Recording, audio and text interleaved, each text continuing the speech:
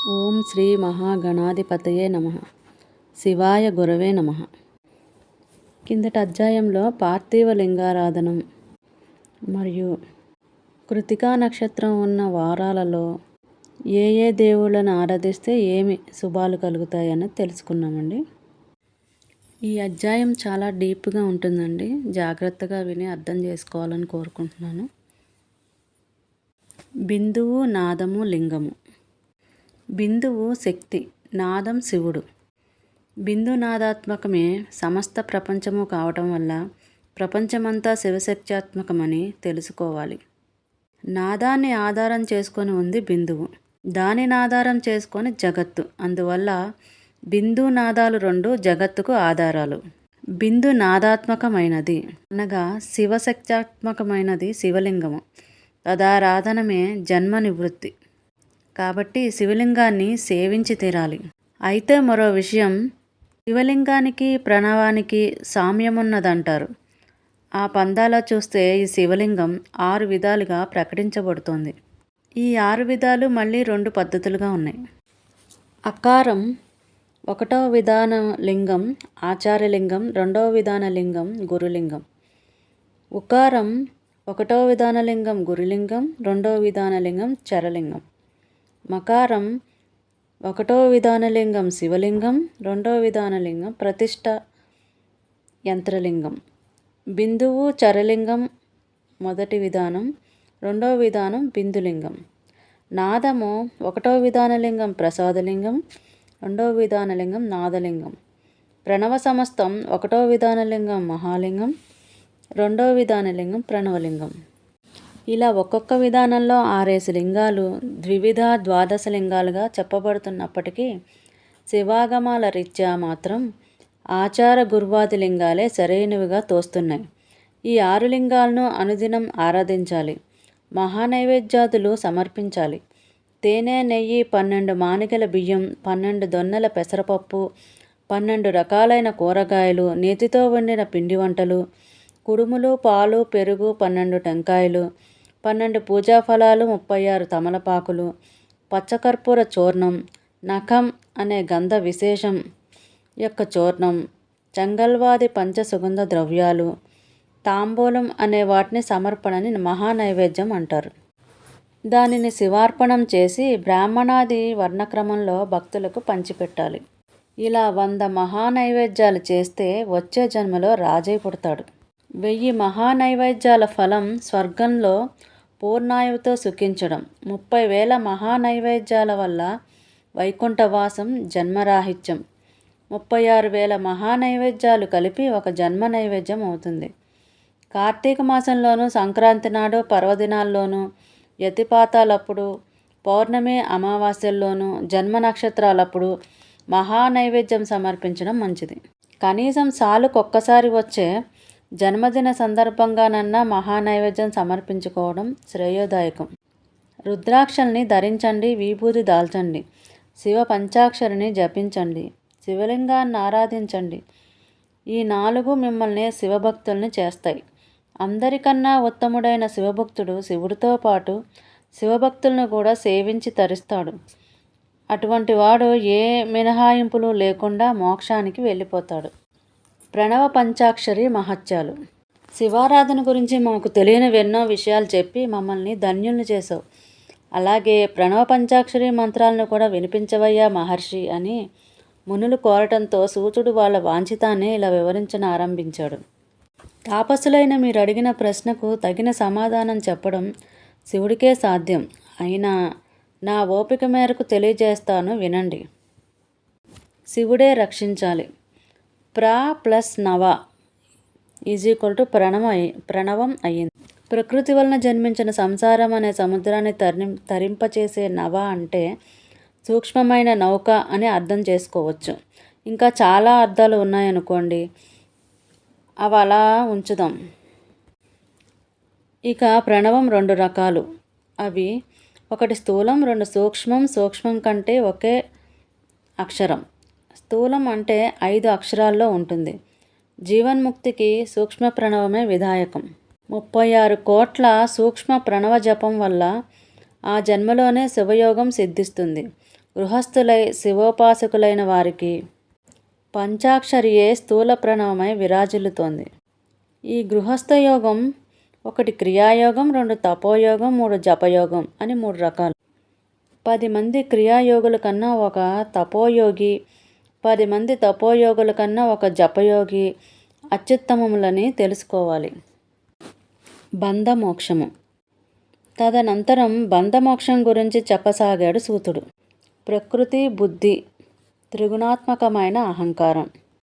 పృథివ్యాది పంచభూతాలకు చెందిన తన్మాత్రలు 5 అనే ఈ 8 వల్ల ఏర్పడేదే బంధనం. దానికి కట్టుబడ్డవాడే బుద్ధుడు. 8 వశపరుచుకున్నవాడే ముక్తుడు. జీవుడు తాను చేసిన సుకృత దుష్కృతాల వలన కర్మరజ్జులవుచే కట్టబడిన వాడే స్థూల సూక్ష్మ కారణాలనే దేహత్రయ కృత కర్మానుసారంగా సంసార చక్రంలో పడి పరిభ్రమిస్తుంటాడు. ప్రకృత్యాదులు మహాచక్రం. శివుడొక్కడే ప్రకృతికి అతీతుడని తెలుసుకొని ఈ చక్రభ్రమణంలోంచి బయటపడేందుకు గాను ఏతత్ చక్రవర్తి అనే శివుణ్ణి ఆశ్రయించాలి. తద్వారా శివానుగ్రహం లభిస్తుంది. నిజానికి నిస్పృహుడు పరిపూర్ణుడు అయిన ఆయనకు ఈ పూజలు పురస్కారాలు ఏమీ చేయాల్సిన పని లేదు, కానీ చెయ్యాలి. ఎందుకంటే సహజంగా సాంబుడు ప్రకృత్యతీతుడే. అయినా కూడా ఇలా తననే నమ్ముకొని ఆరాధించే వారి పట్ల నిష్కలుడుగా కాక సకలుడే అనుగ్రహిస్తాడు. ఆ అనుగ్రహం లభించినట్లయితే ప్రకృత్యాదులు మనకు వశమవుతాయి. ముందుగా కర్మాదులు, తద్వారా దేహాదులు వశవర్తులవుతాయి. అటువంటి వారికి సాలోక్యం లభిస్తుంది. తదనంతరం తన్మాత్రాదులు లోబడతాయి. ఆ స్థాయి వారికి సామీప్యత సిద్ధిస్తుంది. ఆ అనంతర క్రమంలో అహంకారము తన్నాశనం చేత బుద్ధి వశీకరింపబడుతుంది. అంటే చిత్తవృద్ధి నిరోధకత సిద్ధిస్తుంది. అలా సిద్ధించిన వాడినే యోగి అంటారు. తక్కిన వాళ్ళని యోగులనడం కుక్క సమాజం అంటే. అటువంటి శక్తి యోగి వ్యాచ్యులు చిత్తవృత్తి నిరోధన సిద్ధులైన వారికే లభిస్తుంది. సారూప్య మోక్షం అంటే వారు అచ్చం శివస్వరూపులు అవుతారన్నమాట. అంతదాకా వచ్చిన వారిపై ప్రసరించే మహాశివుని దివ్యానుగ్రహం వల్ల ప్రకృతిని వశీకరించుకున్న వారు సాయుధ్య మోక్షాన్ని పొందుతారు. కాబట్టి శివారాధన తప్ప బంధ విముక్తికి అన్యదా మార్గం లేదు. చరలింగాలన్నింటా శ్రేష్టమైన రసలింగం బ్రాహ్మణులకు సర్వాభీష్టప్రదమైనది. క్షత్రియులకు బాణలింగం మహాసామ్రాజ్య సిద్ధి కలిగిస్తుంది. సువర్ణలింగం వైశ్యుల పాలిట సంపదల పెన్నిది. శివలింగారాధనం శూద్రులను శుద్ధులను చేస్తుంది. రసలింగం అంటే పాదరసలింగం అండి. అయినప్పటికీ కూడా స్ఫటికలింగం, బాణలింగాలు 2 సర్వవర్ణాల వారికి ఆరాధనీయాలు. ఒకవేళ ఆయా వర్ణాల వారికి విధించబడిన శివలింగాలు లభించినప్పుడు తమ కన్నా పై తరగతి లింగాన్ని సేవించవచ్చు. ఇక పుణ్యస్త్రీలకు పార్థివలింగం, స్ఫటికలింగం. స్త్రీలు ఏ స్థితిలో ఉన్నా, ఏ వయసులో ఉన్నా, ఏ స్థాయి వారైనా, ఏ వర్గం వారైనా సరే స్ఫటికలింగమే వారికి సర్వశ్రేయోదాయకమని చెప్పబడుతుంది. సంసారమగ్నుడైన వాడు పీఠంలో లింగాన్ని అభిషేకించి శాల్యన్నం నివేదించి పూజానంతరం సంపుటంలో దేవతా మందిరంలో ఉంచాలి.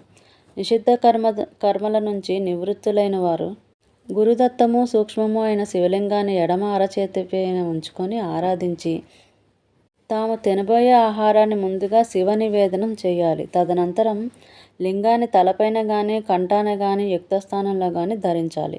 ఓ శైవజ్ఞాన జిజ్ఞాసులారా, వ్యాసోక్తంగా నాకు లభించిన శ్రేయో మార్గ జ్ఞానాన్ని మీకు విన్నవించుకున్నాను. ఇది తెలుసుకున్న వారు శివానుగ్రహ పాత్రులవుదురుగాక అని ఆపాడు సూతుడు. పార్థివ లింగారాధన ఫల నిరూపణం విధి. ఆ తర్వాత ఋషుల కోరికపై పార్థివలింగం గురించి చెప్పనారంభించాడు సూతుల వారు. మహాత్ములారా, శివలింగాలన్నింటా అత్యుత్తమమైనది ఈ పార్థివలింగం. ఏతదారాధన వలనే విష్ణు, బ్రహ్మ, ఇంద్రాదులు, నాగ, గంధర్వ, దానవ సంతతులు కృతార్థులయ్యారు. కృతయుగంలో రత్నమయ లింగం, త్రేతాయుగంలో బంగారు లింగం, ద్వాపర యుగంలో రసలింగం, కలియుగంలో పార్థివలింగం మహోత్కృష్టాలుగా తెలవబడుతున్నాయి. పార్థివలింగారాధన వల్ల ఆరోగ్యం, ఆయుర్వృద్ధి, సంపద, సద్బుద్ధి ఒకటేమిటి మన మనసులో ఎన్నెన్ని కోరికలు ఉన్నాయో అన్ని కోరికలు సిద్ధిస్తాయి. ఈ పార్థివలింగ నిర్మాణంలో పంచసూత్ర విచారం అవసరమే లేదు. పార్థివలింగం అఖండంగా నిర్మించాలి. ఎప్పుడూ కూడా చరలింగం అఖండంగా అనగా పానపట్టము పిండము విడివిడిగా కాకుండా ఒక్కటిగానే ఉంచాలి. ప్రతిష్ఠిత లింగం మాత్రం ద్విఖండంగా ఉండాలి. లింగవేదికే మహావిద్యలింగమే మహాదేవుడని భావించాలి. మందిరాల్లో ఉండే అఖండలింగాన్ని కానీ చరలింగాల్లో ద్విఖండలింగాన్ని కానీ ఆరాధించడం ఎందుకు కొరగానిదని మర్చిపోకూడదు. ప్రాతకాలంలో మేల్కొని నిత్యకర్మలు ఆచరించి స్నానాదుల అనంతరం భస్మరుద్రాక్షలను ధరించి ఆ పరిశుద్ధమైన పుట్టమన్ను తీసుకొని అందులో శ్రీగంధాన్ని కలిపి శుచికల తావున జలంతో తడిపి వేదికాయుతంగా పిండాన్ని అఖండంగా నిర్మించాలి. శివపంచాక్షరి మంత్రంతో పూజ ద్రవ్యాలపై జలం ప్రోక్షించాలి. భూరసి మంత్రంతో స్థలశుద్ధిని, ఆపోస్మాన్ మంత్రంతో జల సంస్కారం, నమస్తే రుద్ర మంత్రంతో పేటికా బంధనం, నమస్సంభవే మంత్రంతో పంచామృత ప్రోక్షణం, నమో నీలగ్రీవాయ మంత్రంతో ప్రతిష్టాపన, ఏతత్తే రుద్రాయ మంత్రంతో ఆసన సమర్పణం, మానో మహాంతం అనే మంత్రంతో ఆవాహనం, యాతే రుద్ర మంత్రంతో ఉపవేశనం, యామిషుం మంత్రంతో న్యాసం, అధ్యవోచత్ మంత్రపూర్వకంగా ఆదివాసం, అసౌజీవ మంత్రంతో దేవతాన్యాసం, అసౌయోవ సర్పతితో ఉపసర్పణం, నమస్తో నీలగ్రీవాయ మంత్రంతో పాద్య సమర్పణ, రుద్రగాయత్రితో అర్ఘ్యం, త్రయంబక మంత్రంతో ఆచమనీయం, వయః పృథివా మంత్రయుక్తంగా క్షీరాభిషేకం, దధిక్రావణోతో దధిస్నానం, ఘృతం ఘృతాయావ మంత్రంతో ఘృతస్నానం, మధువాత మంత్రంతో మధుస్నానం, స్వాదుః పవస్వ మంత్రంతో సర్కార స్నానం, దేవస్వత్వ మంత్రంతో పుష్పమార్జనం, మానస్తోకేతో ధోవతి సమర్పణం, నమో దృష్ణవేతో ఉత్తరీయాన్ని, యాతే హేతిః ఇత్యాది 4 మంత్రాలతో ప్రత్తినూలుతో చేసిన వస్త్ర సమర్పణ ఆచరించాలి. ఈ విధంగా సద్యోజాత మంత్రంతో మృత్తికను గ్రహించి వామదేవ మంత్రంతో నీళ్లతో తడిపి అఘోర మంత్రంతో పార్థివలింగాన్ని నిర్మించి తత్పురుష మంత్రంతో ఆవాహన చేసి పానపట్టంతో కూడి ఉన్న లింగాన్ని ఈశాన మంత్రయుక్తంగా వేదికపై స్థాపించి భవాయ భవనాశాయ మహాదేవాయ ధీమహి ఉగ్రాయ ఉగ్రనాశాయ శర్వాయ శశిమౌళినే అనే మంత్రం చెప్పుకుంటూ ఏ ఆటంకాలు సంభవించకుండా భక్తి శ్రద్ధలతో షోడశోపచారయుతంగా పార్థివ శివలింగార్చన గావించాలి. వైదిక మంత్రాలు అవి రాని వాళ్ళకి వేరే కొన్ని పద్ధతులు ఉన్నాయి. అవన్నీ శివపూజ సర్వస్వం అనే గ్రంథంలో తెలియజేయబడింది. ఇంతవరకు ఈ పార్థివ లింగార్చన వీటి యొక్క సూక్ష్మతత్వం మీకు వినిపించాను. కోరికల నిమిత్తం పూజించవలసిన లింగ సంఖ్య. విద్యాభివృద్ధిని కోరేవాడు 1000 పార్థివలింగాల్ని అర్చించాలి. ఐశ్వర్యాన్ని ఆశించేవాళ్ళు 500 పార్థివలింగాన్ని ఆరాధించాలి. పుత్రార్థి 1500, ముముక్షు 1,000,000, భూకాముడు 1000, వస్త్రార్థి 500, గురుజన కృపార్థి 3000, తీర్థసేవనాభిలాషి 2000, మైత్రీవాంఛితుడు 3000, శత్రు నిబర్హణార్థం 108, కారాగారాది బంధ విముక్తికి 1500, ప్రభువుల నుండి భయ నివృత్తికి 500, చోరాది భయ దూరతలకు 200, భూతప్రేత పిశాచాది బాధ నివారణార్థం 500, దారిద్ర్యం పోవడానికి 3000, సర్వకామ నాసిత్యర్థం 10,000 లింగాలను అర్చించాలి. నిత్యం ఆరాధించేవారు రోజుకు ఒక పార్థివ లింగార్చన ద్వారా పాప విముక్తులవుతారు. లింగాలను అర్చించడం వల్ల గాఢమైనవి, తీరని బాధ కలిగించేవైన కోరికలు తీరుతాయి. త్రిలింగారాధన వల్ల అంటే 3 పూటలా పూటకొక లింగాన్ని సేవించడం వలన అన్ని కోరికలు ఇట్టే నెరవేరిపోతాయి. ఇంతెందుకు, ఈ సంసార మహార్ణవాన్ని తరించడానికి లింగార్చనను మించిన మార్గం మరొకటి లేదు. అజ్ఞానమనే చీకట్లోనూ ఇంద్రియ సుఖ వ్యసనాలనే అంధకారంలోనూ పడి గ్రుడ్డివారైన వారికి జ్ఞాననేత్రం తెరిపించే ఏకైక సాధనం శివలింగార్చన మాత్రమేనని మర్చిపోవద్దు. ఉపర్యుక్త విధముగా ఆరాధించబడిన తరువాత తుట్టతుదిని ఈ లింగాన్ని విసర్జించి వేయాలి. లింగార్చన చేసేవాళ్ళు తూర్పు దిక్కుకు అభిముఖంగా కూర్చుంటే శివుడికి ఎదురవుతుంది. దక్షిణముఖంగా కూర్చుంటే అమ్మవారి నివాసాన్ని ఆక్రమించినట్లు అవుతుంది. పడమరకు ఎదురుగా కూర్చుంటే అది శివ పృష్ఠభాగం అవుతుంది. అందువలన ఆరాధనకు ఎప్పుడు ఉత్తర దిశాముఖంగా కూర్చునే శివుణ్ణి అర్చించాలి. శివారాధనలో అత్యంత ప్రధాన ద్రవ్యాలు 3. 1 భస్మం, 2 రుద్రాక్ష, 3 మారేడు బిల్వదళాలు. ఈ 3 లేని శివ పూజ నిష్ఫలం సుమా అని సూతుడు చెప్పగానే ఆ 3ంటికి ఉన్న ప్రత్యేకత ఏమిటి వివరంగా చెప్పు అని అడిగారు శౌనకాదులు. అప్పుడు చెప్పనారంభించారు. బిల్వ మహిమ. బిల్వవృక్షం శివస్వరూపంగా చెప్పబడుతోంది. 7 పద్నాలుగు లోకాల్లోని పుణ్యతీర్థాలు కూడా ఈ బిల్వమూలమందే నివసిస్తాయని ప్రతీతి. బిల్వవృక్ష మూలాన్ని గంధ పుష్పాదులతో పూజిస్తే వంశాభివృద్ధి కలుగుతుంది. బిల్వవృక్షం చుట్టూ దీపాలు పెట్టిన వారికి శివజ్ఞానం సిద్ధిస్తుంది. మారేడు చెట్టు మొదల్లో ఒక మహేశ్వరునికి భోజనం పెడితే 1,000,000 మందికి అన్నదానం చేసిన పుణ్యం కలుగుతుంది. అక్కడ ఒక శివభక్తునకు క్షీరాన్నము నెయ్యి సమర్పించిన వాడు మరి ఏ జన్మలో కూడా దరిద్రుడు కాడు. భస్మధారణ ఫలము. స్వల్ప భస్మం, మహాభస్మం అని 2 రకాలుగా ఉంటుంది. ఈ 2 రకాల వల్లనే శ్రౌత, స్మార్త, లౌకికాలనే 3 విభూతులు ఉత్పన్నమయ్యాయి. బ్రాహ్మణ, క్షత్రియ, వైశ్యులు మంత్రపూర్వకంగాను ఇతరులు శివస్మరణంతోనూ విభూతిని ధరించాలి. త్రిపుండంగా ధరించినప్పుడే విభూతికి కాల్చబడిన ఆవుపేడ ద్రవ్యం. బ్రాహ్మణులు, క్షత్రియులు మానస్తోకే మంత్రంతోనూ, వైశ్యులు త్రయంబక మంత్రంతోనూ, శూద్రులు కానీ వితంతు స్త్రీలు కానీ అయినట్లయితే పంచాక్షరీ మంత్రంతోనూ భస్మధారణ చేయాలి. బ్రహ్మచారి త్రయంబక మంత్రంతోనూ, గృహస్థు పంచబ్రహ్మ మంత్రంతోనూ, వానప్రస్థుడు అఘోర మంత్రంతోనూ, సన్యాసి ప్రణవస్మరణతోనూ విభూతిని ధరించాలి. అత్యాశ్రమి సత్యసాంబవ దీక్షితుడైన వాడు ఈశాన మంత్రయుక్తంగా ఎల్లవెల్లలా భస్మాన్ని ధరించాలి. ప్రతిరోజు శివాగ్ని కార్యం చేసి త్రియాయుషం అనే మంత్రంతో భస్మం ధరించేవాడు సర్వపాప విముక్తుడవుతాడు. భస్మస్నానం చేయకుండా షడక్షరీ మంత్రాన్ని జపించకూడదు. భస్మధారణ గావించకుండా చేసే జపతపాదులు నిష్ఫలాలుగా చెప్పబడుతున్నాయి. శిరస్సు, నసలు, చెవులు, కన్నులు, ముక్కు, నోరు, మెడ, 2 చేతులు, మోచేతులు, మణికట్టులు, హృదయం, 2 ప్రక్కల, బొడ్డు, నడుము, తొడలు, చీలమండలు, మోకాళ్ళు, పిక్కలు, పాదాలు అనే 35 స్థానాల్లోనూ భస్మమును ధరించాలి. అంత అవకాశం లేనివారు శిరస్సు, లలాటం, చంపలు, కంఠము, భుజములు, మోచేతులు, మడికట్టు, హృదయము, నాభి పార్శ్వద్వయము, వెన్ను అనే 16 చోట్లనైనా భస్మధారణ చేయాలి. అది కూడా సంఘటిత పడినవారు తల, బాహుద్వయం, హృదయం, నాభి అనే 5 తావులందైనా భస్మమును ధరించాలి. దేశకాలమాన పరిస్థితులను బట్టి భస్మమును ధరించవచ్చు. ఉద్దూళనం కుదరనప్పుడు త్రిపుండ్రాలనైనా ధరించాలి. భస్మధారణ విధి విధానాలు ఏమాత్రమూ తెలియని వారు ఓం నమశివాయ అని స్మరిస్తూ భస్మధారణ చేయాలి. స్త్రీహత్య, గోహత్య, వీరహత్య, అశ్వహత్య, స్థేయం, పరస్త్రీ గమనం, పరనింద, అకారణ హింస, పంటలను తొలగించడం, తోటలు పాడు చేయడం, కొంపలు తగలబెట్టడం, గోమహిషితుల క్షితీస, సాంబర, దుప్పటి, వస్త్రాన్న, ధాన్య, జలసువర్ణాదులను నీచుల నుంచి దానం తీసుకోవడం,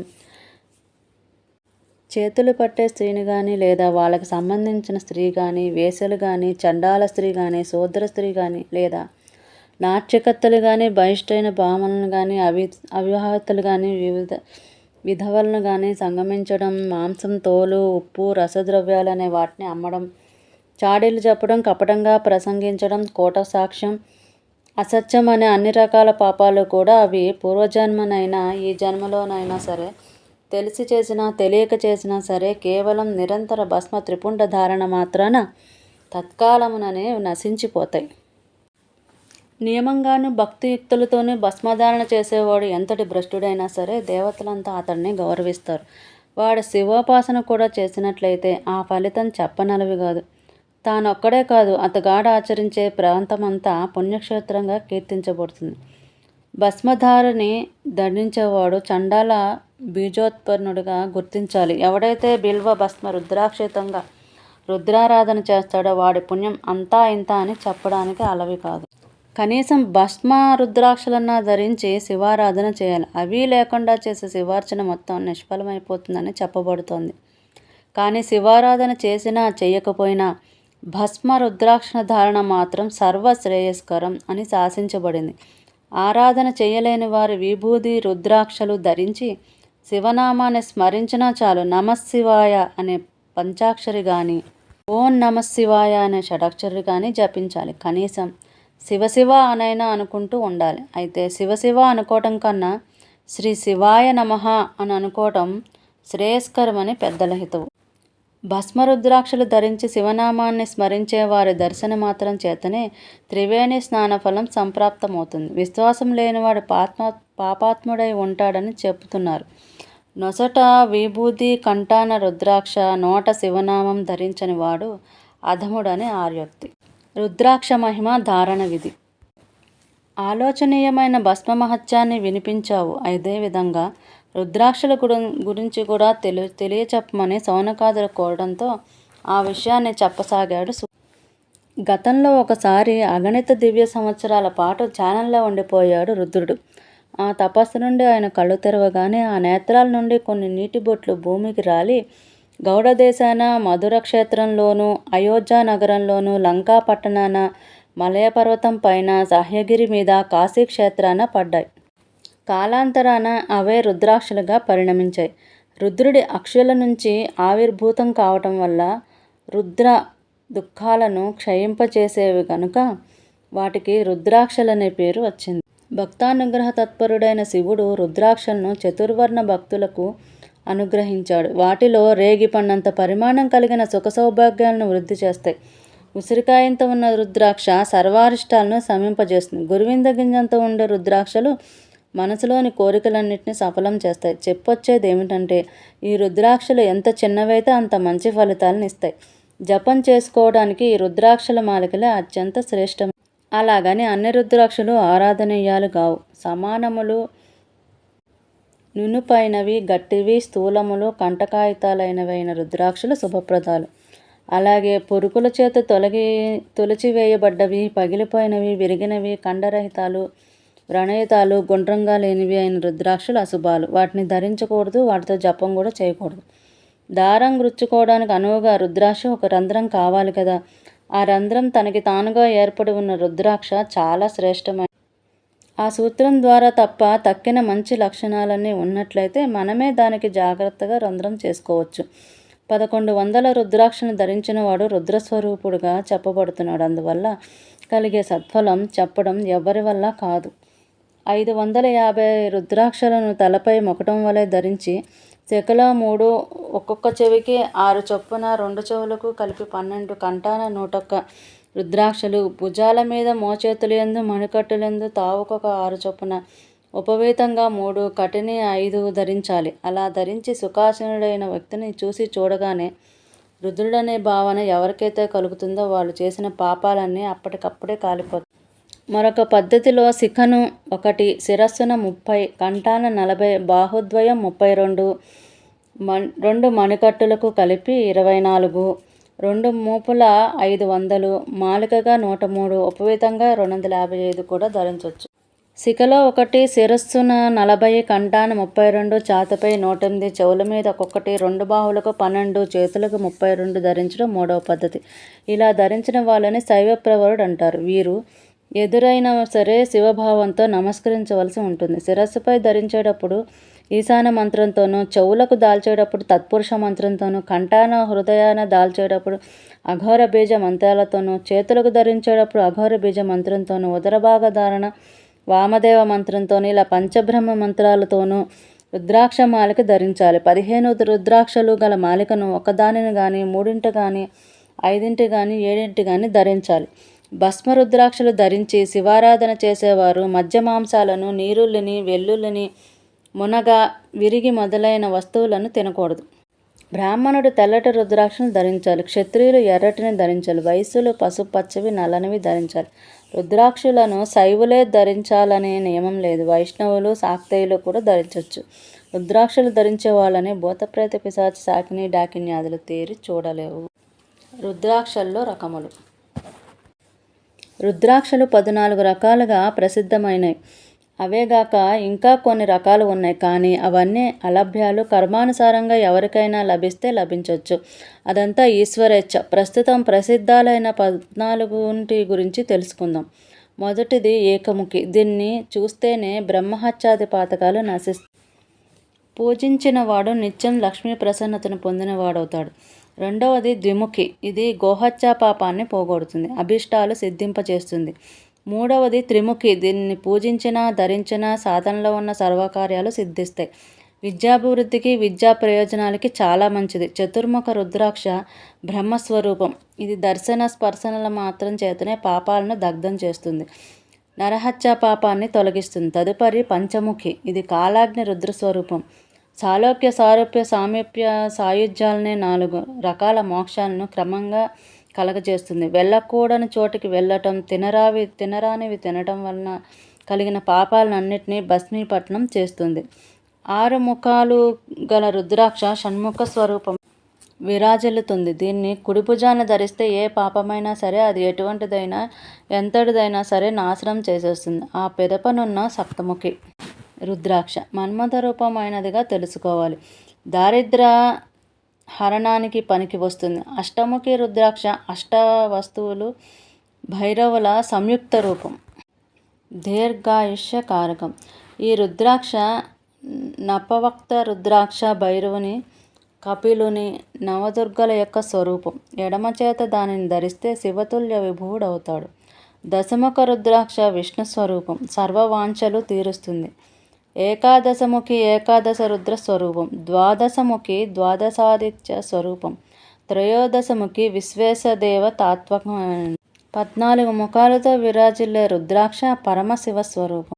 రుద్రాక్షలు ధరించు మంత్రబీజములు. వీనిలో ఏకముఖ, చతుర్ముఖ, పంచముఖ, దశముఖ, త్రయోదశ ముఖాలైన రుద్రాక్షలను ధరించేటప్పుడు ఓం హ్రీం నమః అనే మంత్రంతో ధరించాలి. ద్విముఖ, చతుర్ముఖి రుద్రాక్షలు దాల్చేటప్పుడు ఓం నమః అనుకోవాలి. త్రిముఖి రుద్రాక్ష ధారణ వేళ క్లీం నమః అని జపించాలి.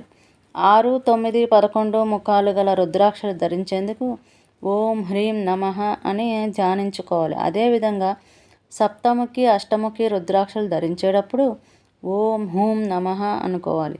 ద్వాదశముఖి రుద్రాక్షకు ఓం క్రౌం క్షౌం రౌం నమః అని ధ్యానించుకోవాలి. రుద్రాక్షను మంత్రహీనంగా ధరించకూడదు. ఋషులారా, మీ కోరిక మీదట బిల్వ భస్మ రుద్రాక్షల మహిమలు, ధారణా విధులు తెలియజేశాను. ఇంతటితో శివపురాణంలోని విద్వేశ్వర సంహిత పూర్తయింది అంటూ ముగించాడు సూతుడు. ఏవం శ్రీ వేదవ్యాస మహర్షి రచించిన శివ మహాపురాణమున 25 అధ్యాయములు కల విద్యేశ్వర సంహిత సంపూర్ణము. ఇప్పటి వరకు 25 అధ్యాయాలు మనం విన్నామండి. విద్వేశ్వర సంహిత అంటారు ఇదంతా. నెక్స్ట్ అధ్యాయం నుండి రుద్ర సంహిత స్టార్ట్ అవుతుందండి. చాలా అద్భుతంగా ఉంటుంది. ఈ శివమహాపురాణాన్ని చదివినా వినినా వినిపించినా ఎంతో పుణ్యం లభిస్తుందండి. దయచేసి like, share, subscribe my channel. అంబికానాథ పాదార్పణమస్తు. స్వస్తి.